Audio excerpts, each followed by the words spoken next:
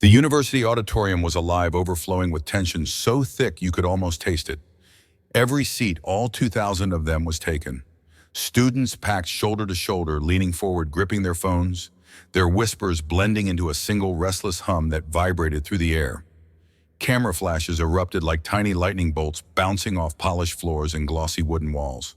Reporters fought for angles, stretching microphones forward, determined to capture every word, every glance, every slip that could explode across the internet by morning. Above it all, the stage lights burned like white fire, pouring relentless heat onto the two podiums that stood just inches apart, two small islands about to host a storm. You could see the beams cut through faint traces of dust in the air, illuminating the subtle waves of heat rising off the stage. The crowd's energy was unmistakable, a living, breathing thing. The audience murmured, some shifting nervously, others grinning in anticipation. Every cough, every squeak of a chair, every shuffle of a shoe seemed louder than it should have been. It was as though the entire room had been wound tight like a coiled spring, waiting for that first spark. And deep down, everyone knew tonight wouldn't be just another political debate. Tonight, the stakes were higher. This wasn't simply about policies, parties, or votes. This was about identity. This was about power. This was about who gets to speak and who gets silenced. Some students whispered nervously, "Did you hear what Candace said last week? She's going to go after Jasmine hard." Others clenched their fists, whispering back, "Doesn't matter. Jasmine's ready. She always comes ready."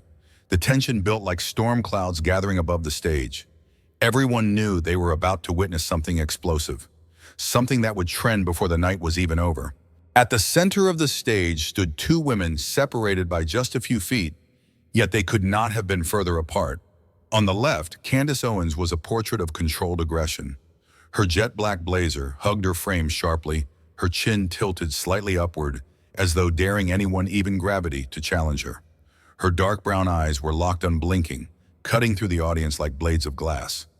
Every detail about her posture screamed defiance. Candace had built her reputation on being unyielding, a storm condensed into a single figure. She thrived on confrontation. Her followers adored her ferocity, her unwillingness to back down, her promise to say what others are too afraid to say. Tonight, she carried that fire into the room, radiating it like heat. You could almost feel her energy burning from the stage. And then there was Jasmine Crockett. Sitting just a few feet away, Jasmine seemed to exist in an entirely different universe. Her royal blue suit caught the light, softly projecting calm authority rather than dominance. Her hands rested loosely in her lap, fingers gently interlaced, her breathing even unhurried. Where Candace's energy was sharp and piercing, Jasmine's was steady and grounded, like an anchor holding fast in the middle of a storm. Her eyes, deep and unwavering, didn't flash with anger or tension, they absorbed the room instead. She wasn't here to perform. She wasn't here to dominate. She was here to listen, calculate, and strike only when it mattered most. The contrast was impossible to ignore. Candace was the wildfire, blazing, unpredictable, threatening to consume everything in her path.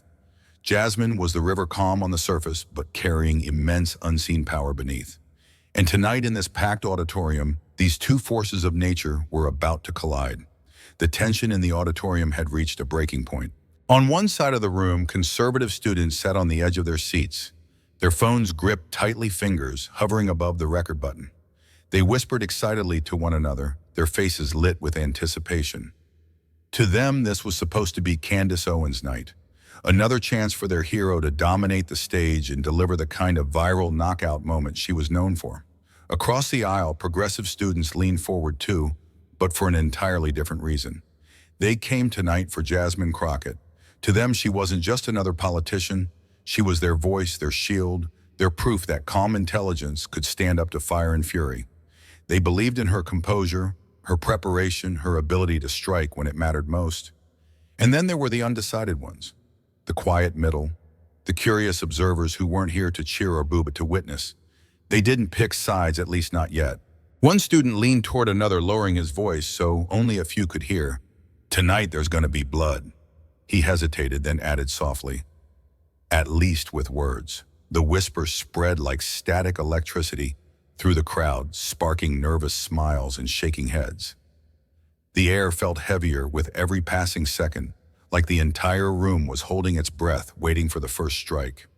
Everyone sensed it. The arguments hadn't even begun, but the battle lines were already drawn. Candace didn't waste a single second. The moderator had barely finished introducing the topic when she leaned forward, her voice slicing through the silence like a blade. Congresswoman Jasmine Crockett, you're nothing but a Democratic plantation puppet. For a split second, the entire auditorium froze. You could almost hear the heartbeat of 2,000 people, and then chaos. On the right side of the room, the conservative students erupted into thunderous cheers, stomping their feet, clapping, hollering into their phones. Tell her, Candace, say it. Meanwhile, across the aisle, the progressive students shot to their feet, shouting back in outrage, their faces flushed with anger. A few held up their phones to record every second, determined to fight back online before the debate was even over. The tension hit like a shockwave. It rolled through the rows, vibrating the air, splitting the room in two. Candace stood tall at her podium chest, rising with each sharp breath, eyes locked on Jasmine like a predator sizing up her prey. Candace thrived on moments like this. This was her arena, her battlefield. And tonight she had just dropped the first grenade. Candace didn't stop there. She leaned in harder, her voice rising with each word, hurling accusation after accusation like bullets. For decades, Democrats have betrayed Black America. She thundered, her fist slamming lightly on the podium for emphasis. They promise us justice and deliver nothing but crime, poverty, and broken families. Gasps rippled across the auditorium. Phones shot up higher. Some students held their breath, others shouted back, but Candace pressed on, relentless, unshaken, unstoppable. And Congresswoman Crockett here, she turned slightly, pointing a sharp finger toward Jasmine.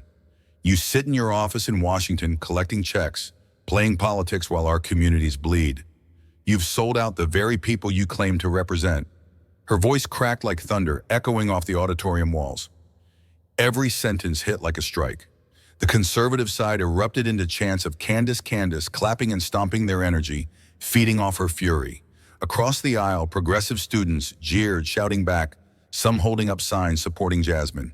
But through it all, Jasmine sat perfectly still, her hands folded, her breathing calm. She didn't flinch, didn't interrupt, didn't even blink. Candace wanted chaos. She wanted Jasmine to break composure. But Jasmine knew better. She was waiting. Jasmine said nothing. Not a word, not a sigh, not even a flicker of reaction crossed her face.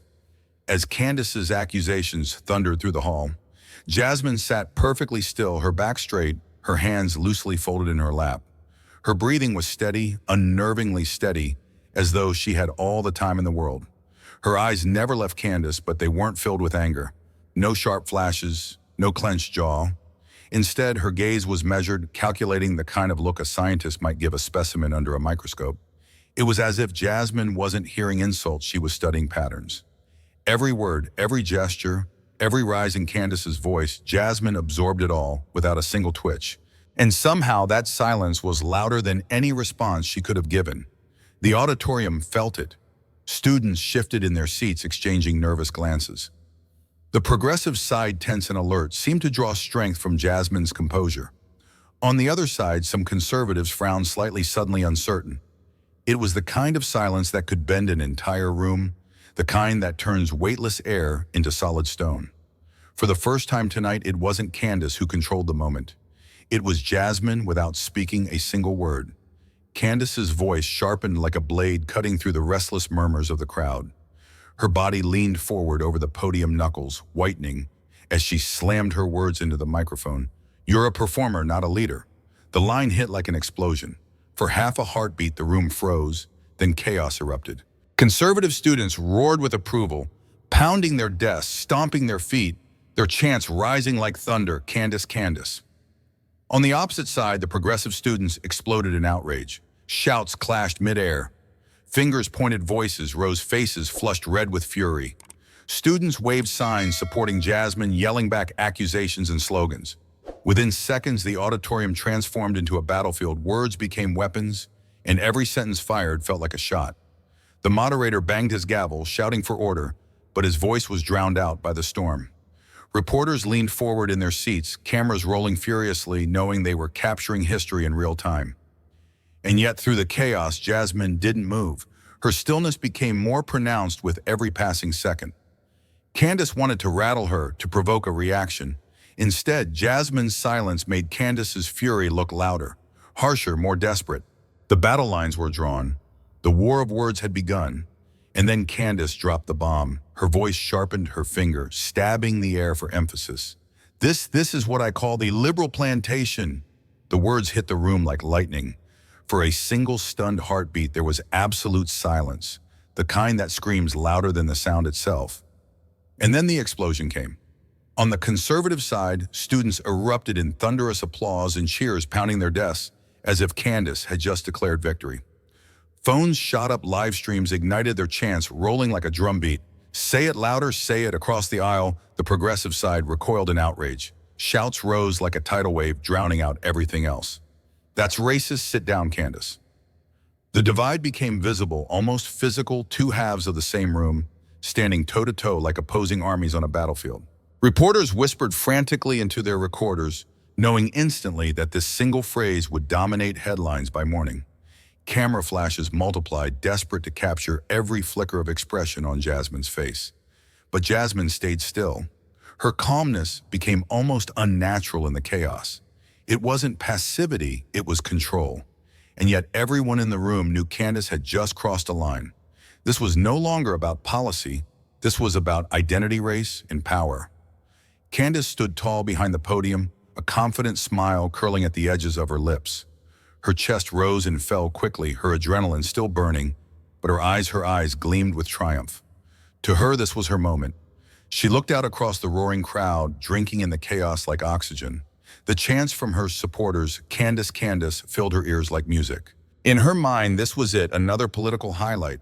Another clip destined to dominate social media, another night where her firepower became the headline. She could already picture the sound bites. Candace Owens destroys Jasmine Crockett on stage. Candace believed she had cornered Jasmine, that the congresswoman was trapped, too silent to respond, too overwhelmed to fight back. But what Candace didn't realize, what almost no one in the room noticed yet, was the shift. While Candace celebrated, Jasmine sat utterly still, her silence no longer passive but loaded. Her calmness wasn't surrender. It was preparation. And for those watching closely, there was something unsettling in Jasmine's stillness, like the quiet before a storm. Candace thought she had won, but in reality, the real battle hadn't even started. And then it happened. Jasmine slowly leaned forward, her movements deliberate, unhurried, the kind of poise that commands attention without asking for it. Her fingertips brushed the microphone. The faint sound of static whispered into the silence. She looked directly at Candace, her voice calm, steady, precise. "Ms. Owens, are you finished?" 8 words, just 8 simple words, and the entire auditorium froze. 2,000 people, shouting, clapping, stomping, just moments before now sat silent and breathless, as if those words had sucked the air out of the room. Phones hovered midair, fingers stopped typing, cameras zoomed in, lenses trembling slightly as reporters realized they were witnessing history. Candace's lips parted, but no sound came. For the first time all night, she looked caught off guard. Her chest rose and fell as though she had run headfirst into a wall she didn't see coming. The silence stretched long and heavy, wrapping itself around the room like a velvet rope tightening. It wasn't awkward. It wasn't empty. It was powerful. It was Jasmine claiming control without raising her voice, without matching anger with anger. Those 8 words would become immortalized, clipped, shared, replayed millions of times. But in this exact moment, before the world reacted, the room itself knew. Everything had just changed. Jasmine didn't raise her voice. She didn't need to. She straightened her back, adjusted the microphone, and began, her tone measured, sharp, undeniable. "In the past 18 months, my office secured $47 million in federal grants for Black-owned businesses." Gasps rippled through the crowd. Candace blinked rapidly, her confident smirk faltering. Jasmine continued each sentence, landing like a gavel strike. "We passed 3 major bills expanding healthcare access, protecting HBCUs, and cutting costs for underfunded schools." A murmur spread. Reporters began scribbling furiously, cameras zooming in closer. But Jasmine wasn't finished. She leaned in, her words quiet but devastating. "And just this year, we helped 1,847 families break free from federal welfare barriers, keeping them trapped for generations." Every number hit like a precision strike. It wasn't just data, it was proof. Proof that while Candace delivered sound bites, Jasmine delivered results. The energy in the room shifted. Pride surged among her supporters. Even neutral observers began nodding slowly, sensing the balance of power tilting. Candace tried to interrupt, but Jasmine kept going, her voice steady as steel. This wasn't a debate anymore. This was a reckoning. The room was silent enough to hear a heartbeat. Jasmine leaned closer to the microphone, her eyes locking on Candace's. Her voice was soft, almost tender, but every word was a blade sharpened to perfection. When I see injustice, I change the system. When you see injustice, you blame the victims. For a split second, time froze. Candace's confident posture collapsed into stillness. The smirk on her face evaporated, replaced by something between shock and anger. Then it hit. The audience exploded. Gasps, cheers, shouts. Reporters were typing furiously, cameras snapped like machine guns. It wasn't just a comeback, it was a surgical strike. Even some conservatives shifted uncomfortably, realizing Candace had been outplayed. On social media, clips of Jasmine's words would soon trend under one inevitable tag, #, system changer. Candace opened her mouth as if to respond, but no words came out. For the first time that night, she had nothing. Jasmine didn't gloat. She simply sat back, folded her hands, and let the silence crown her victory. For a heartbeat, silence ruled the room. Then it erupted. The progressive bloc rose to their feet, applauding like a tidal wave crashing against the walls. Their cheers blended into chants of "Go Jasmine," filling every corner of the chamber. Across the aisle, the conservative side sat frozen silent, stiff pale. Some stared at their shoes, others exchanged quick, anxious glances. The camera zoomed in mercilessly on Candace. Her face, normally composed, was now flushed crimson, her jaw clenched so tight it looked painful. For the first time that night, she wasn't in control of the narrative. Above the chaos, a single reporter whispered into his mic, This is going viral," and he was right. In less than 20 minutes, System Changer would become the #1 trending topic worldwide. Within minutes, the internet detonated. The hashtag Jasmine Receipts shot straight to the #1 trending spot worldwide. Twitter, Instagram, TikTok all flooded with clips, memes, and think pieces dissecting Jasmine's 8-word mic drop. "Ms. Owens, are you finished?" In just 24 hours, the video racked up 2.3 million views. By the next morning, it had been duetted, remixed, and reaction clipped across 5 different continents. Even late-night hosts couldn't resist. One joked Candace brought a sword to a gunfight and Jasmine brought receipts. Pundits scrambled to spin the narrative. Some praised Jasmine as a system breaker. Others accused her of grandstanding. But none of it mattered. The public had already chosen their hero. For Candace Owens, the backlash was immediate and brutal. Her comment sections turned into battlefields.